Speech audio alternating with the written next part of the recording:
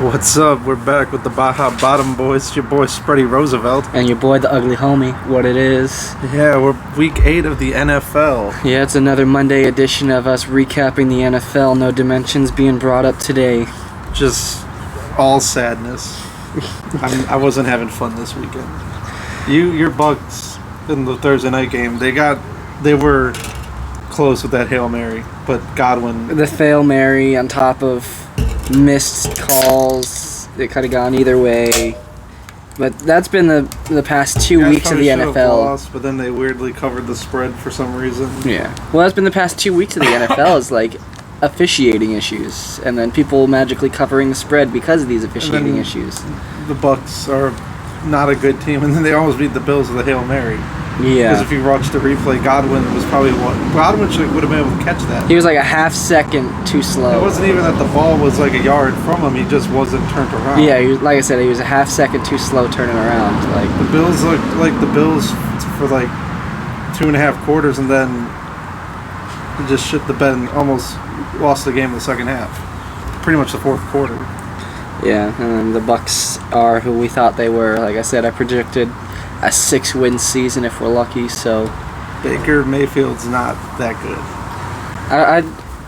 I honestly see us signing Baker again in the offseason, because at the rate we're going, we'll probably be a middle of the pack team and won't get a good qualifying quarterback in the draft. Would you guys take Justin Fields? But that would require someone to develop a quarterback.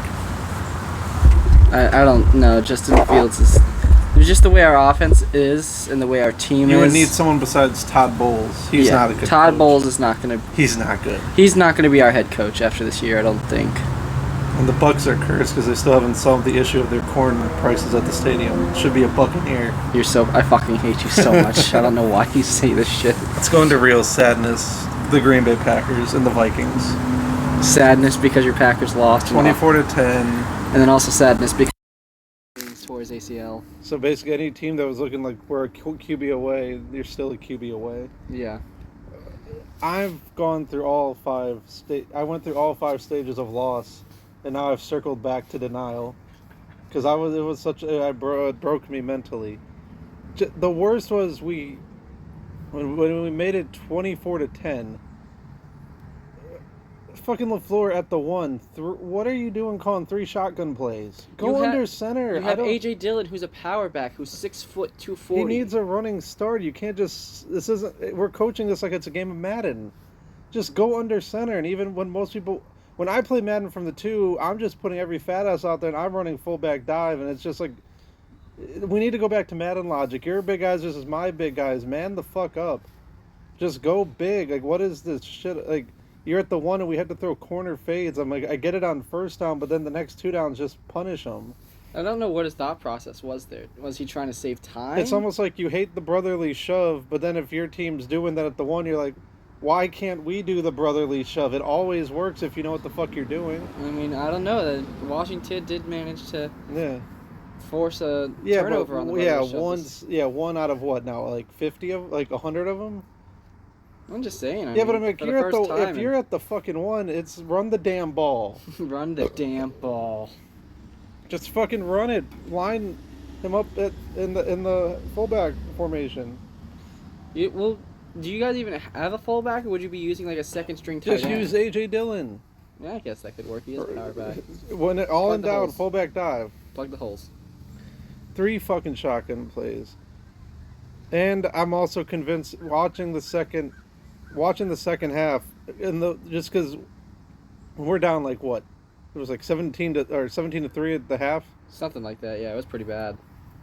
And it got 24-3. I'm almost thinking irrationally that LaFleur's playing 40 chess. Is like, well, the offense will open up now because now they'll go to a prevent and they're not gonna come as hot. So then it's just like every game this year up until this one, because we just couldn't convert.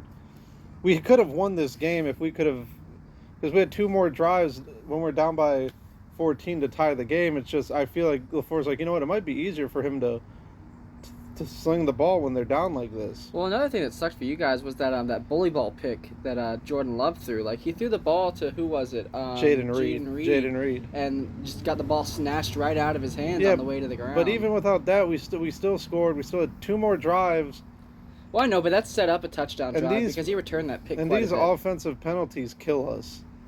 Because I'm just completely broken. I don't know if it's Jordan Love. I don't know if it's LaFleur's play calling.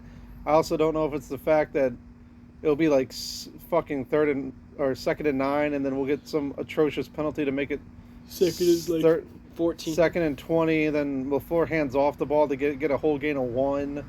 And then it's like, how much of the blame can you put on Love? Because I'm watching these games, like, you're trying to make him convert a 3rd and 19. Mm-hmm. And then we're just throwing fucking checkdowns for one half, and then by the second half, it almost looks like Love's like, fuck it, I'm bored. Like, what are we doing? I'm just going to fire this to anybody. He's going to develop that Brett Favre mentality. Christian Watson is like a non-factor. Which is surprising. He's He's 6'5" and runs a 4.5 40. I don't know if he's still hurt because he's forcing it to little Jaden Reed, who's a slot receiver. At least Geronimo Allison. He hasn't played for you guys in a while. Yeah, casual. No, I can't remember his name. Romeo Dobbs. Romeo, where art thou, Romeo? Like, Well, didn't they wear the same number though? That's why. No, I think him and Jordy wore the same number. Oh yeah, 87. Yeah. Okay. Romeo, I think Geronimo Allison might have been 89, but that's a while back. I thought that was 81. Could Because have been James 80. Jones was 89. Could have been 81, yeah. That was a good squad. The good years. Yeah, but that was that game. Bullshit. But I'm back to denial. I still think it's not. I'm totally convinced. Because I'm watching second half, like, this isn't like watching a bad QB every like few games, because sometimes when you play from behind you just get yards, but you don't ever come back and look like you're going to win. Yeah. The Packers always look like they're going to come back and fucking win for some reason. And so it's 24-10, they're driving the ball, it's like, oh my god, one more, score, one more stop, Cousins is hurt. Yeah. We did get a fumble, couldn't convert, like... Who's their backup quarterback? Who? The Vikings. I have no idea. You think they're going to go out and trade for a quarterback? I don't know now, because, they might, but have a chance to win, but it was Cousins. Everyone was going to be trading them for Cousins. Who are they going to give up to get a quarterback? I don't know. That's kind of what I'm trying to figure out. Cousins was the QB. Everyone was wanting... Jaron Hall. That was who was their backup. Well, they had the quarterback for that. Jaron Hall's a rookie out of BYU. Yeah. All right, what's the next game? The other 1 o'clock games were Panthers-Texans. That game was boring as shit. That game was disappointing, That game wasn't disappointing. It's exactly if you told me what a Texans-Panthers 1 o'clock game was. That's 15-13 is like what you would envision it, and you wouldn't watch it. And then... Because it's like you only see every few clips on Red Zone because you're not doing anything. And then what was it? Rams, Cowboys. That was a fucking beatdown. I'm so fucking pissed, dude, because I forgot to put CeeDee Lamb back in after his bye week in fantasy, and he went off for a 40-burger. Guess I can't call you mint jelly anymore because you weren't on the lamb. Haha. No, I forgot to swap out Puka Nacua. And I left I put Nico Collins back in. You have Puka Nacua in? Yeah, I left Puka wasn't electric today? Not again. Back-to-back games, he's been a dud. Puka. Puka-Chew. Saints Colts. Derek Carr looked great. Surprisingly. But then again, he's also playing a Colts team that's still but you also had that shoulder injury. Maybe he was still a little bit hurt. Yeah. Derek checked down. Yeah, Derek checked down. Slant boy Michael Thomas. The Saints almost had a case to follow the lemon law on the Raiders for that broken car. Yeah. And then, who was it? Pats Dolphins, 2-score game. It wasn't really. It was further apart than the score looked. Yeah. You never felt like the Pats were coming back in that game. Well, wasn't it tied 7-up at one point? Yeah, but early on. But then once it got to like even one score, it's like they weren't going to come back on the Dolphins. There's too much speed on that. And the Dolphins Pats don't have enough firepower to do that unless like they just start getting stops. Which well, who was it? Kendrick Bourne is the receiver who just tore his ACL, so he's out for the season. Yeah. And then it was the return game. Welcome into the Baja Bottom Boys. What happened? Oh, never mind. It's still recording. Technical difficulties. I almost scared myself. We wasted 9 minutes of gold. Gold! This is the best part of it all. It's all downhill from now. Yeah. Jets, what a sloppy ass game. That you want to talk about shit shows. That was literally like 50 minutes of or 59 minutes of nothing until like the last drive and then OT. Well, what was it? How many people went out with injuries in that game? 7? They were saying Including it was the curse of MetLife Stadium. Man. including Tyrod Taylor. Yeah, Tyrod Taylor went out there and Waller went out. There was like a whole list. Like even I think ESPN posted like how like it was like 6 or 7 players who got hurt. It was brutal. And the only one who didn't go out was Zach Wilson. But There was the no Jets, milfs in the but the stands, Jets, that's why he but the didn't go Jets out. won that game. Yeah, they are not who we thought they were. They're in the running for the AFC East. Sure. Their defense might be good enough to get them to the playoffs. I mean, technically, they're only 1 game back of the the Dolphins. Dolphins. Yeah. They might be. They could be the 7 too. I could see the Dolphins choking toward choking down the stretch. Well, right now, if the season were to end, you got Chiefs, Jags, Ravens, Dolphins. They're all and 6 then and 2. You'd have to go to like the play, like how the tiebreakers. the would Bills. Would be a playoff team. The Bills would be a wild card. And then so would be the Steelers, because Steelers are 2-0 in their division. Jets, Steelers, Browns. But I don't know how the. Yeah, it would be Jets. It would probably Jets, Bills. It would be Jets, Steelers. It would be Bills, Steelers. I think Jets, but I have to go by. You don't have it by conference. Okay, the Jets would be 1 game out. Yeah, that's what I just said. Jets, Bills. Yeah. Not Jets. I keep saying Jets. I meant to say Yeah. Bills, Browns, Steelers. Still close because the Bengals won surprisingly on the 49ers. Yeah. 49ers. They're starting to. That Brock Purdy is playing like you would expect him to, based on his draft position. Yeah, they're not a. I mean, he's got a. They're just testing to see if his arm can beat him at times. Yeah. What is it? Jags, Steelers. Kenny Pickett went out. Yeah. Who is Mitch Trubisky still their backup? Yes. Okay, I didn't know. Actually, let me check the stats. I just assumed their backup is Mitch Trubisky. Yeah, I wasn't sure if touchdown he was and a still on pick. the team.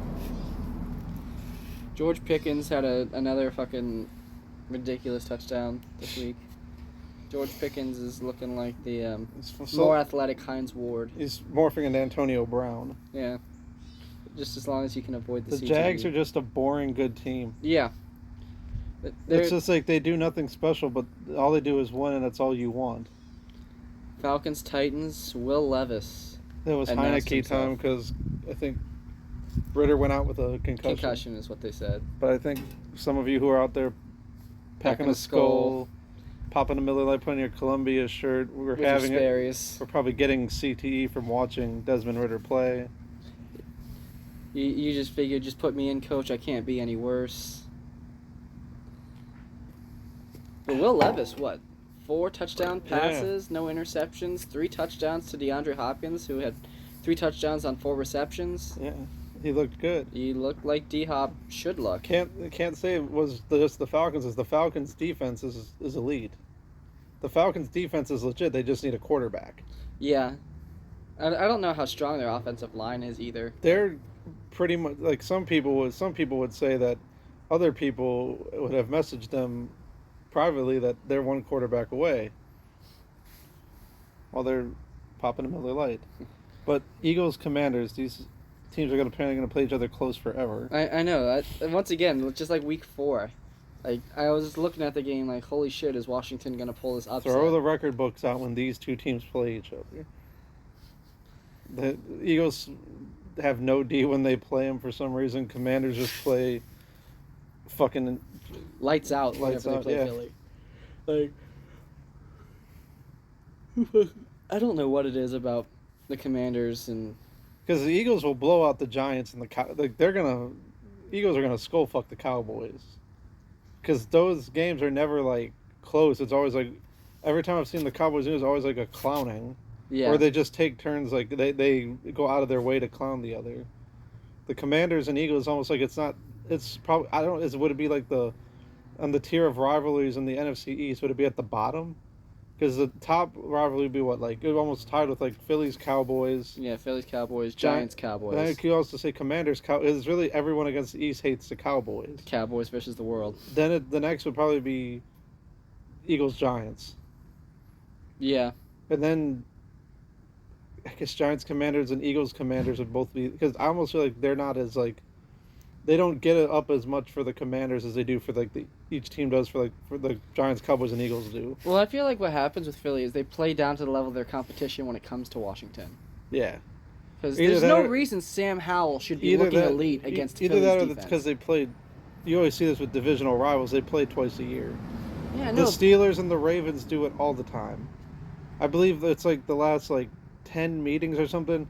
The underdog always wins the matchup. Yeah, but like I said, Sam Howell continues to look elite both times he's played the Eagles this season. Yeah. He's got, 5 touchdown passes, 6 touchdown passes against the Eagles this season? Yeah. Versus 1 pick, I want to say? I mean, you play the team twice a year, you know their tendencies. I guess, but I mean, being the NFC reigning champion, that's to get picked apart by a kid who's just now starting. The Holly Band has good intel on the Eagles. The Holly Band. Jeez. And then, He just took a Gaza at him. Just about. just about. It's a pro-Israel podcast. Then 4 o'clock games were Browns, Seahawks. That one was a snooze fest, honestly. 24-20, but I could care less. Move on. Yeah. Ravens, Cardinals. Did you see what happened on that Didn't I fourth down say play? last week that this is the game that the Cardinals would scare the Ravens? They almost did. But I even said it that this is the type of team that the Ravens will find that if you're going to bet would find a way to lose. Well, did you see? I was watching some clips of that game, and then there was a play. I don't remember what down it was. I want to say it was third down. It was a critical third down, and they had spotted the ball at one spot, and then the down judge came over and scooted the ball back half a yard, fucking up their whole plan for fourth down. I mean, they were saying the USFL already uses chips in the ball, and there's already chips in the ball. Why do we have to still use the eye? Why are we letting the eye test hit it? Yeah, no. Honestly, if the USFL is doing something better than you should check yourself, because that's unnecessary. In a league as big and as prominent as the NFL, They just I think they almost know that the controversy is what. it keeps people talking about the You're- league. yeah, Even though you're- it's in a negative light, they're still getting pressed. But you're getting storylines because now it's almost it's like the class. It's like watching wrestling because it's like, oh no, they screwed the underdog, so now we got to see how they can come back. And the evil heels, like the Patriots, were how dare they cheat and watch them get their comeuppance. It's just pro wrestling, and it makes you watch. You can complain all you want, but also think about this: if there was computers, would that be fun? How would you complain if the computer was always right? The human element is if you put the computers in, then how do we spin zone anything? It's like, no, we do suck. Yeah. It's our cop out is the human element. We can blame the refs. Yeah, Dez would have caught it. Maybe Tony Romo does go on to win a Super Bowl with the Cowboys. Maybe the Cowboys are no longer the laughingstock of the NFL since the '90s because they haven't been able to produce a winning team since then. They're not a laugh. They just haven't Well, I won the guess the Super Bowl. Browns are the laughingstock. They went from being a terrible team to now having a rapist at quarterback. Yeah. They were a good team in the '80s. They just never got to the Super Bowl. Yeah. What's next? Chiefs Broncos. That was a weird game. Yeah. Snow game. Patrick so that's Mahomes always fun. had the cocoa, or the flu. Might have been the cocoa. Mr. Pfizer might have given. Oh, I don't care. I hate people are going to use that as a cop out. Mr. Pfizer. No, that he had a flu game. But they said they injected him with fucking IV fluids to keep him hydrated before the game started. Why didn't Mr. Pfizer give him the jab? Michael Jordan put up 50 in his flu game, 40 in his flu Yeah. game against Utah. And don't tell me, oh well, that's not a physical sport, so his flu game isn't the same It thing. is a physical sport. This is just a more team-oriented sport. I mean, the Patrick Mahomes was 28-3 against the AFC West in his career. It's his first AFC road game loss. And I think he had never lost to the Broncos. Yeah, and he had never lost on the road in the AFC West. I guess just if you hear that stat the whole time, it's at some point he's got to lose because it's we play this fuck twice a year. There's no way that we don't know his tendencies. It's also, I believe, with the Cardinals game, Lamar Jackson 17-1 against the NFC. Yeah. He just weirdly always beats the NFC. That's 4 games against him. Technically, Technically, the Ravens win the other conference's division every year plus theirs. Yeah. But no, this game kind of stunk. It was, like I said, snow game, so that's always fun to watch just visually. But Yeah. Other than that, the product The on Chiefs the field might be wasn't- Chiefs might be too candy ass of a team to play in real conditions. Put a dome over Arrowhead. Because you actually I've never seen them in a snow game for their playoff runs. I almost never. I've never seen a snow game during the playoffs. I've seen a snow in game at Kansas City. Arrowhead, but I've never seen a snow game in the playoffs. It's not like you've seen a snow game at Lambeau. Yeah, no, that's what I'm saying. Is like I've never seen a snow game in the playoffs in Arrowhead. Because I think there's one thing when it's cold, it's another when it snows, because then it becomes a mess, like that Eagles-Lions. Mm-hmm. I'll never forget that Calvin Johnson catching that pass over the middle, coming up with all that snow in his face mask. Or that Bills-Pats game that was disgusting because it was like 40-mile-per-hour gusts. Oh my God! And what was the final score? Like 3-0. It was like 10 something. I don't remember. I just remember it was just running the ball. Like, I think wasn't that like Mac Jones threw It it was like Mac Jones' first season. yeah, it wasn't like Mac Jones threw it like not even four I don't think times. he. Yeah, I was gonna say I don't even think he got up to double digits. What's- And then after that was Bengals Niners. Bengals. This is why I say this is why everyone says it's a week-to-week league, because I have a theory on this. I think just the modern players across the board, everyone's trained too good. This isn't like even 20 years ago to where like if you had an elite kid in your neighborhood, he was elite because someone's gonna take them under their wing and be like, all right, you're the one to train. Now it's every middle class accountant can get their kid up to speed. Like everyone can be Julian Edelman, Yeah.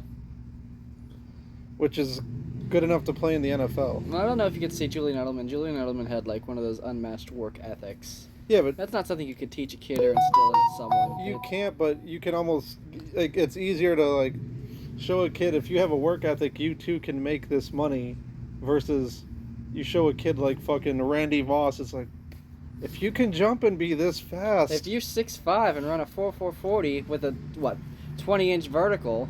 Yeah, like what's easier to like? Yes, the work ethic is the thing, but you can motivate a kid with money. Yeah. No amount of money is gonna.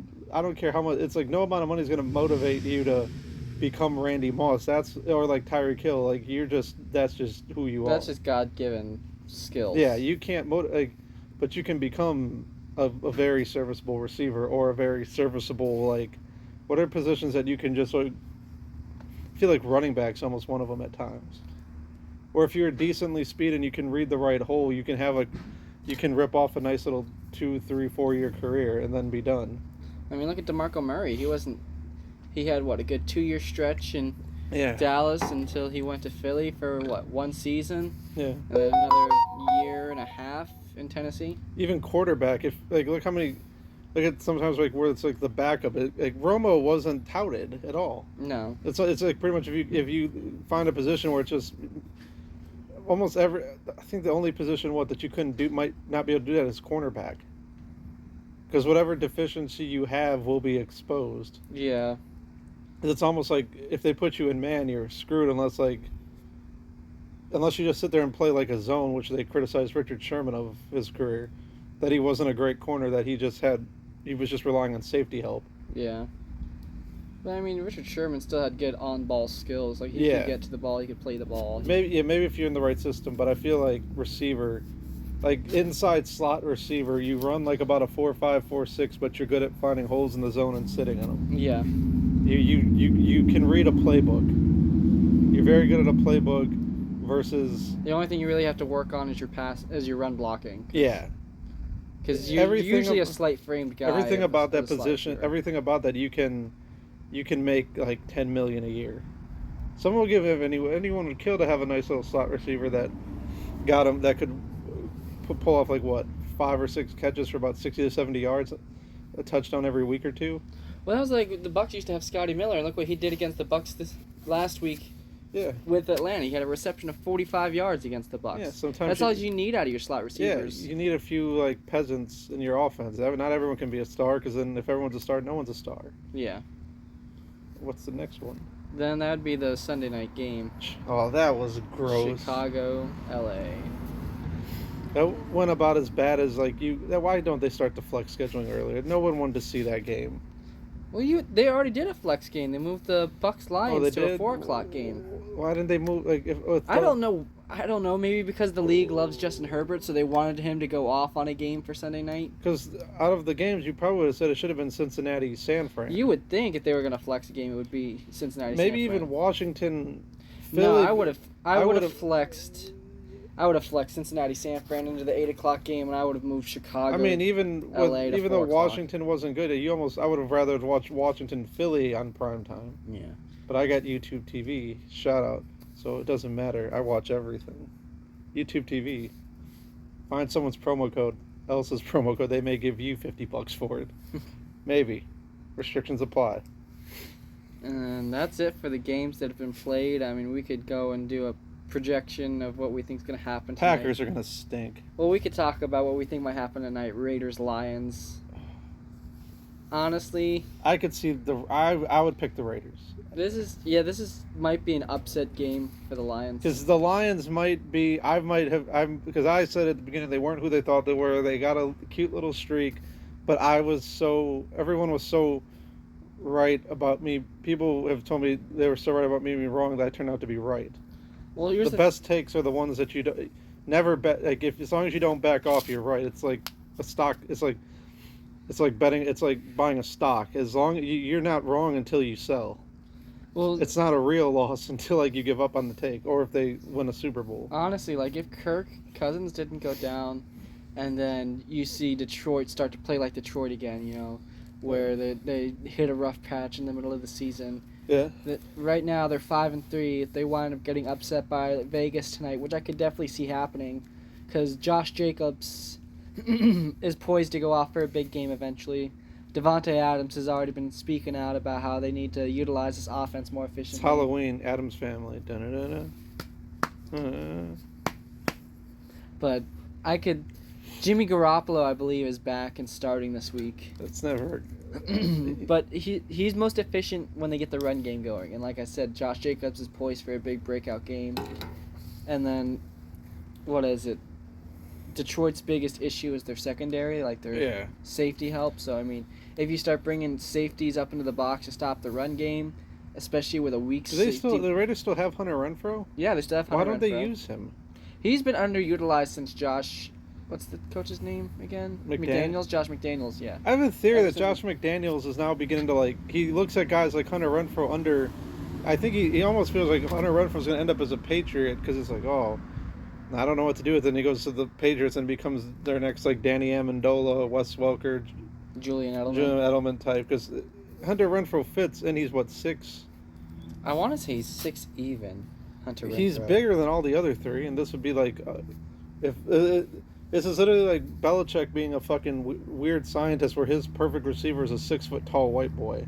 Hunter Renfrow is... It's not telling me his height. I believe he's about 6 even. Because all the other receivers are 5'10", and Wes was 5'8", 5'9". I want to say, that he's 6 even. He's 185 pounds. 5'10". 5'10", okay. So he is the pro... Oh. He's the prototypical He Belichick actually is if slot Belichick guy. was making something in a lab because he likes to make it on a budget. Yeah. I want to make me a receiver, but I don't want it to be Randy Moss. I want there to be a challenge. I want him to be the exact opposite of Randy. Randy was given too much Whatever. talent. That's really how you ended up with Wes Welker. Is give me a receiver that's good, but it's the complete antithesis of Randy Moss. Pretty much. Yeah. Because he played one game with the Chargers? Who did? Wes Welker, I thought he played with the Broncos for a bit. That was after New England. Yeah. I want to say he started with the Chargers. No, he started with the Dolphins. Well, he was in training camp with the Chargers. And then he went to the Dolphins. And then went to the Dolphins, and then he went to New England, and then he went to... What was it? The Broncos. The Broncos, and then he was with the Rams. Yeah, and then he For one retired. season, I want to say. Yeah, then he retired. Too many concussions was his issue. That and play was definitely falling off. After he left, I mean, even in Denver, he wasn't quite what he was in New England. And then what else do we have tonight? We have Game 3 of the World Series. It's a 1-1 series. First game in Arizona. This series is a toss-up. I think the Diamondbacks might win it. I want to see the Diamondbacks win in 7. Yeah. But And this is why baseball. Looking at this is the Diamondbacks hobbled into the playoffs as a 6 seed. Yeah. What were the Rangers seeded at? They were the 5th seed. It's almost like, why watch 162 regular Well, season? they had the same record as or like one game less than the Astros won. Welcome into the Baja Bottom Boys. Was the issue with the Rangers. Yeah. So, I mean, it's not like they weren't a good team going into the playoffs. They just happened to... Yeah. But with all the other teams falling out, it's like, why watch the regular season if, like, oh, man, I'm just an excited Braves fan with my Columbia shirt on, and fuck, the season's over. I watched 3 games. Well, that's what happens when you jump Damian on a team Lillard- without any, like, information. into Damian the team. Lillard had a good debut. Kind of had an off game last night, but I don't count those games. It's like, come on, it's the NBA. We know. I don't think 6 points is an off game. Yeah, but they're trying to gel because I think it'll sting. Because when I saw the first game, I also noticed Middleton had 6 points. So I think the problem's now becoming is like, how does Dame's game translate all the time to the Bucks? Because his game should be him facilitating to Giannis. Yeah. Because I think the problem with Dame too is how much of that mentality in Portland where he had to be the superstar, because he went 2 of 12, and he likes to jack threes. Yeah. Because like, how much of that do they have to tone back on him to get him? Because like, Middleton's probably is the best 3 in the league, the best 3 option, because you still have Middleton and Brook Lopez. Yeah. There has to probably be some like come to terms like, we don't need 40 out of you every night. Your presence alone, if you could get like, which they're gonna have to somehow convince him to go like 20 points and like more assists, because like, look, you actually have. You want him to average 20-10. No, this is like the weird conundrum where it's like some of these superstars wanted help so much, but when they get the help, it's like, well, I'm just gonna kind of be. I still want to be Kobe. Yeah. I still want the ball. I would just like someone to score on a rebound. Well, that's what I'm saying. Is like a good number for Dame to average would be a 20-10 season. Yeah. Which is very realistic. Because then it's not just you jacking threes; it's also you getting Middleton like 15 and Brook Lopez 15. Yeah. And let Giannis just pound them for 30 a night. And then there's my Heat, who... They play tonight. Yeah, they play tonight, but they're what, 1-2 right now? Yeah. They got embarrassed by the T-Wolves. They almost got embarrassed by the Celtics. They're gonna creep in because of that fucking play-in tournament. Well, what was it? I saw a meme the other day where it said, Jimmy Butler's like, don't wake me up until like game 40 of the regular season. Yeah, that's like... Yeah, because now that Adam Silver is making them play, this is almost. Well, there's also this is the first year of the they're not letting them load mid-season tournament too, and they're also not letting them load manage anymore. Yeah. Well, I'm wondering if maybe players are like just not gonna. They're gonna be disengaged for a lot of games. Yeah, especially when it comes to that mid-season tournament. Like, who the fuck cares about? I mean, but if the Bucks win it, the flags fly forever.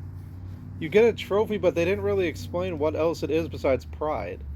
Have you seen the gross court? Yeah, the court designs. Yeah, I saw it on Twitter this morning.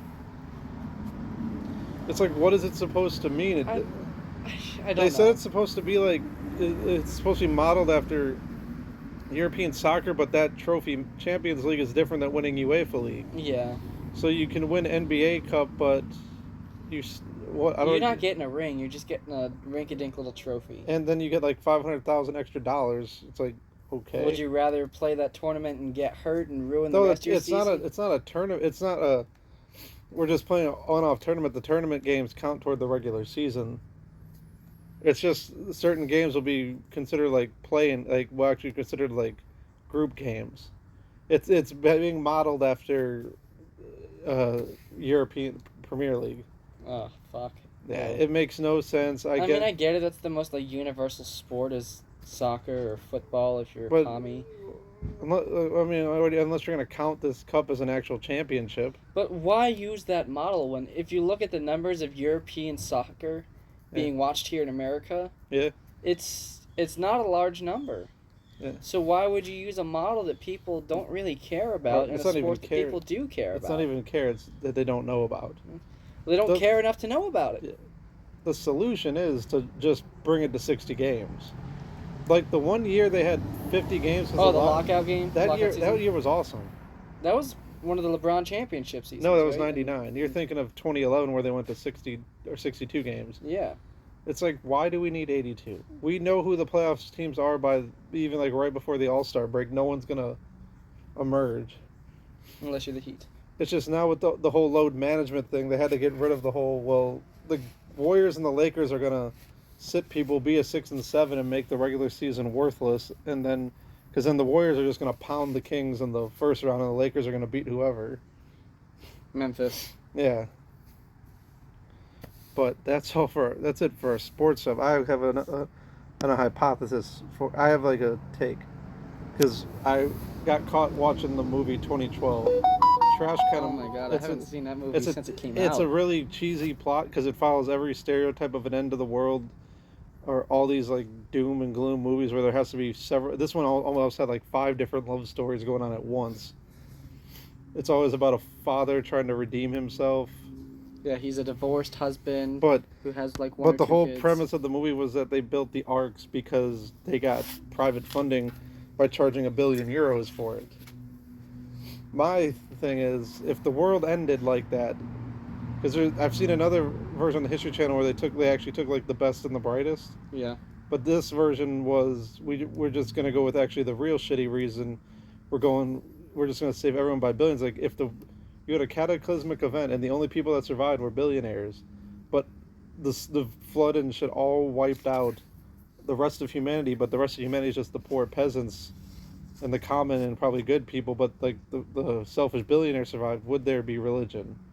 How would you convince someone that how would you convince people to believe in God if the only people literally that survived were the wicked? Like how we say like, oh, all these elite people like Bill Gates and like the Epsteins are, they're just fucking pedophiles and doing world population, but those types are the only ones that survive. How would you still convince people? How would you convince people God even? You'd either have to convince them God existed, but he was an asshole, or that he's not real. I mean, you could try and convince them and say God has a sixth sense of What would be the humor? sixth sense of humor? Because every end of day scenario is like God will damn the wicked and save the righteous, unless you just do like mental gymnastics. Like, well, you see, the flooding was the rapture, and you guys got brought to heaven. Because remember, the evil will stay on the earth. But then it's like, yeah, that's kind of bullshit. I'm not following this anymore. Yeah, why would I want to be dead? Because how would you convince other billionaires, like, yeah, God's still real, let's all go to church? It's like, well, we survived. I don't know. Like I said, like they could say, God's got a sixth sense of humor, and What maybe these billionaires will produce children who will revolt against their parents and their billionaire ways. That's just a convoluted. That almost to me like that's very convoluted. But this movie also had the little throwaway line that they put in the end, like, well, the whole continent of Africa actually got spared; it didn't get flooded. I'm like, no, this is another classic example. Just because it sounds like a good idea, you ruined whatever. This wasn't a great movie. It was one of those where I think it was actually rated really poorly. So let's. I think the ratings were how I thought. It was like really poor because the plot was kind of stupid, but the acting actually outweighed the acting just was like the plot was so bad because it had good actors in it. Yeah. Well, the Rotten Tomatoes score had it at 39% critic score, 47%. But also, it did score. like amazing at the box office. Well, yeah, because everyone was interested in the premise. It was a relevant thing at the time. Yeah. A lot of But this conspiracy is- theorists. But go this on. is also one of those things where it's like great movies all don't like the point of that movie is to make money. Yeah. Even if it's trash, if it makes money. Yeah. So, All they wanted was to make money. That's why. and they it was had a big long name ass actors. movie. It was a long ass movie too. Yeah. They had good actors. That's what I'm saying. It's like They had John Cusack. Oliver Platt, They had the guy who was in Doctor Strange. Yeah. I can't pronounce his name. I don't want to Amanda butcher Peet, it. I think was in the whole 9 yards. Danny Glover. Yeah, they did have Danny Glover as the president. They also had Woody Harrelson as the nut job Yeah. that died in the mountain because he wanted that.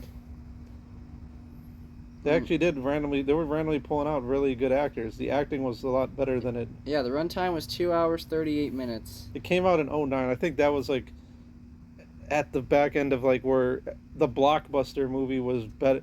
Like the idea that you're watching this big blockbuster movie meant more than watching like a. Nobody deep down really cares whether it's this like great fucking Academy Award winning movie. It only grossed $166 in the box office. $166. $166 million. Let me When see. I say 166, it's got to But be million. that I think at the time was considered a success. I mean. I think globally it was a lot, Let's see. but that's not the point of. Well, let's talk about other flop movies like Burt Kreischer's The Machine. Oh Let's yeah. see how poorly that performed in the box office. because now That that's was on streaming. that was never. Yeah, it was a 32% on Rotten Tomatoes, so it almost had the same Rotten Tomatoes score. 87% score is just Bert. It's just, Fucking. yeah, it's Kreischer fans. I still haven't even seen it.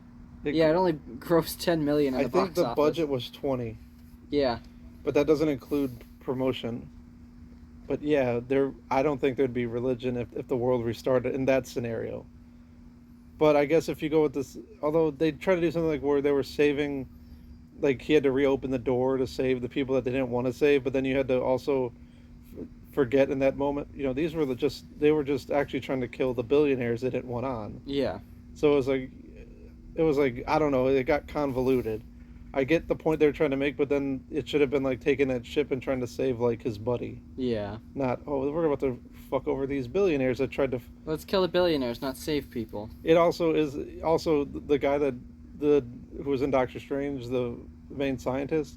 He would be the worst one at the Oliver Platt's character. Mm-hmm. You would want him over the other guy, because it did make actually a point that it was like your conscience is clean, but we just screwed humanity because you couldn't. It's the Avengers thing. It's the whole Avengers thing. Is like they couldn't win because they weren't willing to lose anybody. Yeah.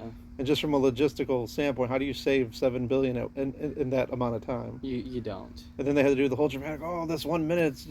There's 1 minute left, but it's lasted for the past like 30. Yeah, 30 minutes of screen time. Then they magically survive and get the door open, and then they go to Africa. Woohoo. We're not going to address that. These white people aren't going to just be welcomed in Africa. Yeah. Can you imagine that?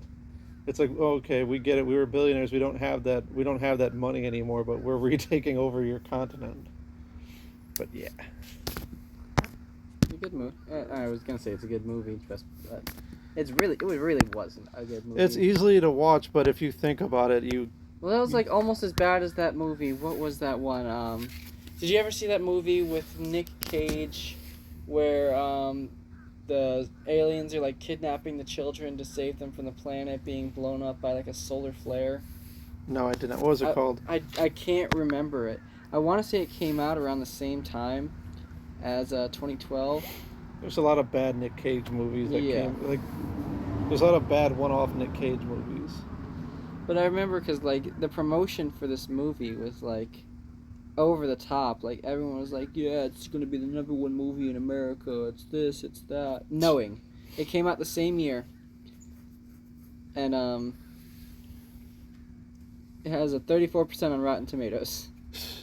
But the premise was 50 years after it was buried in a time capsule, a schoolgirl's cryptic document falls into the hands of Caleb Costler, the son of Professor John Costler, played by Nicolas Cage. John figures out the encoded message accurately lists every major disaster from the past 5 decades and predicts the future calamities. One, a global cataclysm. When his warnings fall on deaf ears, John enlists the help of the prophetic author's daughter and granddaughters to try and avert the ultimate disaster. This was the same movie. This was literally the same as 2012 with like a different theme. Yeah. Because I think in that movie, I forgot John Cusack's character he also wrote a book because he based it on research that one of the guys who actually predicted that calamity, the end of the 2012 like disaster in the movie, he was having him write a fictional book, but it all went to a T because even at the end they were reading and it was like 27 days later the sea levels, and I'm like, no. I was like, no, this is stupid. Yeah, no, because I guess it wasn't stupid. But it's the fact that the book the guy wrote within the movie about the movie was predicted to a T. Yeah. No, like I said, because like after we went over the premise of 2012, it reminded me of that Nick Cage movie, and I couldn't remember what it was called, but it's called Knowing. It's fucking terrible, but it's on Max if you want to check it out. It's also like that one older movie. With Joe Pesci called? What was it? Like where they kidnapped the Baby's Day Out. Oh my god! Holy crap! I forgot. Where the whole premise of the thing was like that Joe Pesci? Yeah, that was Joe Pesci in the movie. I thought it was Joe Montana. Joe Montana, I don't know, one of them. But the whole premise of the thing was that the kid was walking around, but he was just going through the whole... Yeah, Baby's Day Out. But the Baby's Day Out, he was reenacting the book. Was it Joe Montana? I don't know. I'm trying to look at the cast. Montana? Yeah, Joe Montana. Who's the other? Oh, Joe. Maybe that's who I am. All Italian. Not all Italians. Okay, Joe Pantoliano. Yeah. No, because I remember that movie as a kid. But what's Three Men and a Baby? 3 Men and a Baby. That's the one with Tom Selleck. What was that about? Okay, I might have confused I think the mom was a whore and she couldn't figure out which one of them was the dad. Great. New York City roommates Peter, Michael, and Jack are all successful and happily Maury unmarried. Povich saw that. That literally movie predates Maury Povich, and he saw that movie and he just like came on himself and he's like, "Oh my god!" Combine this with the DNA test, and you gave Maury Povich 20 years of content. Besides the weird ones, where you ever see the video where she's afraid of olives and they just overacted, and he's like, "Here are the olives." The olives, get them out of my face. No, 3 Men and a Baby, I guess. It's 3 roommates living together in a New York loft. They're all successful businessmen, but they're living together. What the fuck? Guess they're probably secretly gay. Yeah, it also sounds like they saw Full House and was like, how could we do a different version? And I guess the lady abandons the baby at their loft because it was one of the roommate's kids. And she's like, "It's your baby now. It's your roommate's kid, but he's away on business, so good luck." What year did that come out? The 80s? 87. 80s had a lot of trash like premises to their movies. So does this predate Full House? 1987? I think it might have been the same year. Because if this was the premise for Full House, and they did it, 1987 was the first season of Full House. You know what that could be the case of? What movie is it? The one with Ashton Kutcher and. Oh, I know which one you're talking about. No Strings Attached. No Strings Attached and Friends with Benefits. Because they've even brought that up. They're like, have you guys ever watched each other movies, knowing that you guys literally did the exact same movie within like a 6-month period? They're like, no, I've never watched that movie, and they're like, yes, we know it's the exact same movie. Because I remember when I saw No Strings Attached, whichever one came out the other. I remember I don't think I watched them in chronological order. I saw them as they came I think they were out in theaters around the same time. Yeah, I saw them as they came on TV, and I was like, this is literally the same movie. Except in one movie, the other two are way hornier for each other than the other. Yeah, and that was Friends with Benefits. Justin Timberlake and Mila Kunis were fucking like crazy. Yeah. But yeah, it was literally, they made the same movie. Yeah. Unbeknownst to each other. They just like, fuck it, well, it's different characters, who gives a fuck? Little did they know that fucking Mila Kunis and Ashton Kutcher were gonna get married and have kids and have to deal with that fucking story all the time. Yeah. What's some other trash movies that you could think of, like... Everyone said Twister was a trash movie, but if I fucking love Twister, dude. But if you watch it, everyone tries to say, just because they try to shit on the whole flying cow part, but I'm like, the tornado actually did not look cheesy. No. For the movie come out in 96, but being made in 95, the fact that they were able to edit that tornado the way they did was actually amazing. Well, it's good editing for like CGI for the time it was. Yeah. But plus, like, the cow was just like fan service. It's one of the most like notated scenes in movie. It's also history, that it was also still at the back end of like that. I think the 90s or 80s had the thing where they had to do like some like really like some random comedic relief. Some Jumanji style scene, like even at Jumanji where they're all flying in the end and having like. Jumanji was actually a good movie that some people think is trash. Yeah, that's also a good movie. I remember watching it several times, get even older. I'm like, this is actually better than the Rock's version of Jumanji. Well, yeah, because I still haven't even seen the Rock's versions of Jumanji. I have. It's not as good as Tom. Well, that's what I'm worried about. This isn't a case of being a boomer either, because sometimes the newer version is better than the older version. One movie that like I always got told was shitty growing up was have you ever seen The Butterfly Effect with Ashton Kutcher? No. Because I watched as a kid, so I didn't really understand the premise, but like from what I can remember is like he has the ability to travel through time by writing excerpts in his journal. Yeah. And like so it's all basically about the butterfly effect. If you go back in time and touch a butterfly or whatever, and a butterfly flapped its wings a different way, that'll completely affect the future. And he basically goes through and just fucks with his own timeline a million times to try and get his life to be what he wants. Wasn't the premise of Click? In a less comedic way. It was a more dramatic version of it. All Hollywood does is they get one premise and they find 10 ways to recycle it. Yeah, because now that I think about it, Click is the same thing. It's the comedic version. It's the comedic take on Butterfly Effect with Ashton Kutcher. But if I were you, I'd check it out, see for yourself, because I mean, It's kind of like a The one gives you like a Matrix kind of vibe. the one movie I thought. Remember the Willy Wonka with Johnny Depp? Yes. And then like older people like, oh, it wasn't as. I saw the original, but I'm like, they're about as good as each other. Because everyone forgets that the original, the one in the Gene Wilder version, Yeah. that was just an adaptation of the book. That wasn't. Yeah. No, technically, the Johnny Depp version was is true to the more book. consistent to the Because book.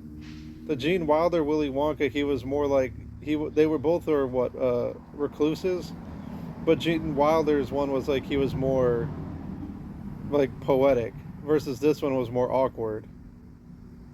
They were still both good, and they were just one was true to the book and one was a good adaptation. Yeah. But another thing, streaming doesn't make any fucking sense. Why did they take cable from us? Like, what was the point of like? Outside of the fact that cable limits you to like apparently a PG-13 or a TV-14 rating, and you can't make a series like The Boys, but it's like if you could, because you could have let Amazon buy their own cable network, or and everything, and everyone's like, well, all the new stuff comes on like HBO Max. I'm like, HBO is already a fucking channel. Yeah. Like, what was the whole point? Is because there was a TV rating limit to cable, like basic cable, but when it went to HBO Max, you can just make it NC-17, which is what the streaming platforms are. Yeah. And Netflix, they could have just let Netflix. I mean, Netflix doesn't even really have that many good Originals. besides like Ozarks and whatever random documentary they get a hold And I guess of. Squid Game, because I guess Squid Game was really popular. Yeah, but they get like these like cult followings for like 3 months, but they don't ever get something that goes for like 5 seasons. I guess Stranger Things. This is what the only thing I don't get about the streaming is it's not like it's random companies doing it. It's the networks themselves, and it's also the networks themselves that are saying cable's dying. It's like, yes, it's dying, but it's because you're killing it for whatever weird reason. And now HBO Max is saying, well, this is the end of freebie streaming. We might end up pushing this to 30, and and everyone jokes like, yeah, maybe you can get it individually for 30, and then but if it's just cheaper if you bundle it and put it all together And charge maybe like $90 a month for all these services. They're literally just. They never realized about cable that we just wanted the ability to pick whatever channel, like that South Park episode. It's like, it is like, oh, geez. But I guess I have to make you pay Imagine paying $70 a month just for HBO Max. Because that's literally what's going to happen. Is like, everyone's like, they're going to kill cable. And I'm like, they're going to they're literally killing cable to reinvent cable. Yeah. Because I can already see in 10 years, they're like, we're going to put this all together and then be like, well, we already have YouTube TV, so we're just going to offer it through YouTube TV, but then you can also have the option to, like, get it separately if you want. It's literally not going to change. It's just you're not going to have a physical cable box, and you have to watch everything on about a 20-second delay from real life. That's where it sucked with. I think more I'm mad about the sports thing, because I used to get pissed about Hulu showing me, like, oh, the final scores happened, your team lost, but the play's still going on your end. Yeah. Then you have to completely ignore your phone. Although YouTube TV, shout out, they're only about maybe 5 to 10 seconds behind, because the ESPN app is in sync with it, and I'm like, oh, they're actually about a lot of times in sync with it. Well, I think a lot of this delay stems from the Janet Jackson Super Bowl. Well, no, they already had that delay in cable. They had a 7-second delay, but this is like almost at times like Hulu was like you were a minute behind the live action. Oh, well, I don't use live streaming services like that. Like, I just boomer. Well, no, I have like other websites that I use. Yeah, it's just infuriating that I'm just slowly beginning to realize they're just gonna resell us cable as an app. It's just all they did was they did a 20-year experiment to figure out how to get rid of the box. The cable companies are making us gay. They don't want us to have the box. They're trying to eliminate the box from our lives. They're trying to take us out of the box so we can be more fluid, if you will. Yeah, it's like they thought so far outside of the box that they reinvented the box. Yeah. They made it round. Now it's spherical. Yeah. It's just like... Spherical! Yeah, it's like... Yeah. It doesn't make any sense, but... It's just an endless cycle, because then they're going to find a way to scrap what it is now and invent it into something new by the time we're 60 years old. And dad jokes need to make a comeback. Like, not just cringy, but someone needs to do it in a way where it's like, I think if you didn't do the finger point at the end, like or the knee, like the knee slap, where you just like told it, but just kept going and did like a Chappelle laugh, like would it like cringe, or would it almost be like, hey, this guy is kind of like, what if you told edgier dad jokes? Almost like dark humor dad jokes. Yeah, like dark humor dad jokes. Like, I don't turn on the TV news because I'm afraid of the Gaza. Yeah, I don't know, you're kind The of missing news- on. You keep Gazaing too much. You're missing on a lot of these. Yeah, I know. It's too much Gaza. I'm stripping it of all relevance. Yeah, people won't like my jokes because they'll be like, it's too real for me. It's a learning process. It's a learning process. Very insensitive. Just like most dads, you have those dads that'll walk in on you and your friends changing after the pool party. They'll be like, I "Oh, can't wait to hear Dimension Boy Devin's take on this. what? I just want to, because his take's Palestine, or he's gonna somehow be on neither side, but still on like the very racist side. he'll somehow wind up being like pro Hamas, but saying he's not Hamas. It's like his blood and Crips. Hamasers are pussies. I'm a legit person because I would be solo in a war. Yeah. Because he apparently thinks he's Keanu Reeves in the Matrix and he can just beat everybody. Fucking Devin. He'll chick no side, but he'll still be on the very racist side, but also disavow the racist. Like how he used to say he didn't like toxic masculinity, but he's the poster boy for fragile toxic masculinity. Yeah. Fragile masculinity is what it is. Yeah, we should be Welcome into the Baja. there. But later in the week, we should be getting Devin back. He's finally got his little bitch-ass computer fixed. Did I just see Tinder on your phone, sir? Yeah. Hey, you get any pussy? Is it working for you? It works. Sometimes, I mean, there's a lot of bots on there now. There's a lot of, you can tell it's a fake profile. Yeah. It's just, because then some of them they just lead you to like, oh, subscribe to my Instagram, and it's like, I just literally do this for followers. And then it's literally people just getting into their OnlyFans, but when it works, it's golden. A lot of fat chicks. Hey, But they need love too. hey, man. Sometimes. But later this week, we'll get Devin back, and we'll get into the conspiracies. Maybe, if his computer's ever magically replaced. You gotta tell him. I think he has a phone, right? I don't know. He's communicating with us somehow. Either he's using his mommy's phone, or he's got his own phone. But either way, he should be able to manage contact. His mom calls me a lot on Instagram. She tells you she loves you. But it's actually Devin. Just wait till he hears this part. But anyways, you gotta head out, right? Yeah, I gotta go. So Fucking be a little simp. Be a good fucking dad, like a little bitch. Those kids can raise themselves. Sometimes I wish it was still the 1950s. You never read the story of like what was it, Romulus and the founding of Greek, where it's like the siblings were raised by wolves? Yeah, Why don't you let that happen? because I haven't even seen a coyote here. Nonetheless, a wolf. There's bears around here.